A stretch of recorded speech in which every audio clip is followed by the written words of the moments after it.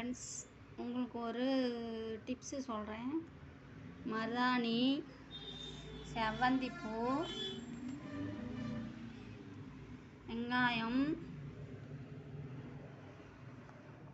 Meera சிவகா powder, இது மூணையும் அரைச்சி சிவகா பவுடர் கலந்து தலைக்கு தேய்ச்சிங்கன்னா தலையில் இருக்கிற பொடுகு,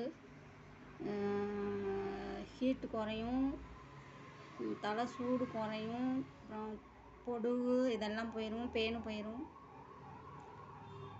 தலை நல்லா முடி நல்லா வளரும். இந்த டிப்ஸ் நான் செஞ்சுருக்கேன், நீங்களும் செஞ்சு பாருங்கள்.